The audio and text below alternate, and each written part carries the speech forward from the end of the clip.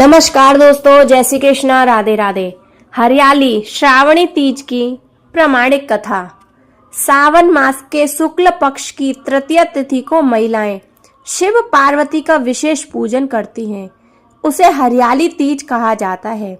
देश के बड़े भाग में यही पूजन आषाढ़ तृतीया को मनाया जाता है। उसे हरितालिका तीज कहते हैं। दोनों में पूजन एक जैसा होता है, अतः कथा भी एक जैसी होती है। श्रावण मास के शुक्ल पक्ष की तृतीया को श्रावणी तीज कहते हैं, परंतु ज्यादातर लोग इसे हरियाली तीज के नाम से जानते हैं।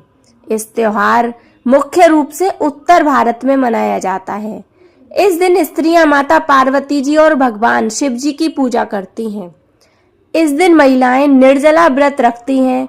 इस व्रत को करवा चौथ से भी कठिन व्रत बताया गया है। इस दिन महिलाएं पूरा दिन बिना भोजन जल के दिन व्यतीत करती हैं तथा दूसरे दिन सुबह स्नान और पूजा के बाद व्रत पूरा करके भोजन ग्रहण करती हैं। इसी वजह से इस व्रत को करवा चौथ से भी कठिन माना जाता है। वर्ष 2025 में हरियाली तीज व्रत 27 जुलाई को मनाया जा रहा है। इस दिन जगह जगह झूले पड़ते हैं। इस त्योहार में स्त्रियां हरिया चूड़ियों पहनती हैं और चुनरी में गीत गाती हैं, मेहंदी लगाती हैं, श्रृंगार करती हैं, झूला झूलती हैं और नाचती हैं। हरियाली तीज के दिन अनेक स्थानों पर मेले लगते हैं और माता पार्वती की सवारी बड़े धूमधाम से निकलती है। हरियाली तीज की कथा। शिवजी ने पार्वती को उनके पूर्व जन्म का स्मरण कराने के लिए एक दिन तीज की कथा सुनाई थी। शिवजी कहते हैं, पार्वती, तुमने हिमालय पर मुझे वर के रूप में पाने के लिए घोर तप किया था। अन्न जल त्यागा, पत्ते खाए, सर्दी गर्मी बरसात में कष्ट सहे। तुम्हारे पिता दुखी थे। नारद जी तुम्हारे घर पधारे और कहा कि मैं विष्णु के भेजने पर आया हूँ। अब आपकी कन्या से प्रसन्न होकर विवाह करना चाहते हैं, आपकी राय बताएं। पर्वतराज प्रसन्न से तुम्हारा विवाह विष्णु जी के साथ करने को तैयार हो गए। नारद जी ने विष्णु जी को यह शुभ समाचार दिया, पर तुम्हें पता चला तो बड़ा दुख हुआ। तुम मुझे मन से अपना पति मान चुकी थी। तुमने अपने मन में सहेली को बता दिया था कि मैं भोलेनाथ से शादी करना चाहती हूँ। सहेली ने तुम्हें एक ऐसे घने वन में छुपा दिया जहां तुम्हारे पिता नहीं पहुंच सकते थे।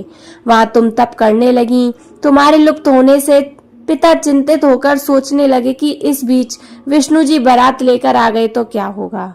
शिव जी ने आगे पार्वती जी से कहा, तुम्हारे पिता ने तुम्हारी खोज में धरती पाताल एक कर दिया, पर तुम ना मिली।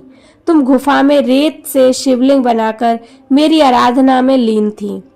मैं प्रसन्न होकर मैंने मनोकामना पूरी करने का वचन दिया। तुम्हारे पिता खोजते हुए गुफा तक पहुंचे। तुमने बताया कि अधिकांश जीवन शिवजी को पति रूप में पाने के लिए तप में बिताया है। आज तप सफल रहा। शिवजी ने मेरा वरण किया।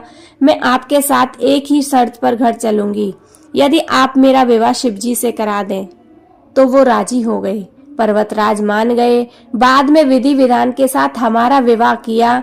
हे पार्वती, तुमने जो कठोर तप किया था उसी के फलस्वरूप हमारा विवाह हो गया। इस व्रत को निष्ठा से करने वाली स्त्री को मैं मनवांचित फल देता हूँ।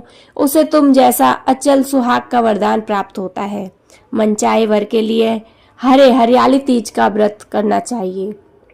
श्रावण महीने के शुक्ल पक्ष की तृतीय तिथि को कहीं कंजली तीज तो कहीं हरियाली तीज के नाम से जाना जाता है। भविष्य पुराण में देवी पार्वती बताती है कि तृतीय तिथि का व्रत उन्होंने बनाया है जिससे स्त्रियों को सुहाग और सौभाग्य की प्राप्ति होती है। श्रावण महीने में तृतीय तिथि को 100 वर्ष की तपस्या के बाद देवी पार्वती ने भगवान शिव को पति रूप में पाने का वरदान प्राप्त किया था। हरियाली तीज के दिन वैवाहिक स्त्रियां अपने पति की दीर्घायु के लिए व्रत करती हैं। इस दिन स्त्रियों के मायके से श्रृंगार का सामान और मिठाइयाँ उनके ससुराल भेजी जाती है। हरियाली तीज के दिन महिलाएं सुबह घर के काम और स्नान करने के बाद 16 श्रृंगार करके निर्जला व्रत रखती हैं। इसके बाद मां पार्वती और भगवान शिव की पूजा करती हैं। पूजा के अंत में तीज की कथा सुनी जाती है। कथा के समापन पर महिलाएं मां गौरी से पति की लंबी उम्र की कामना करती हैं।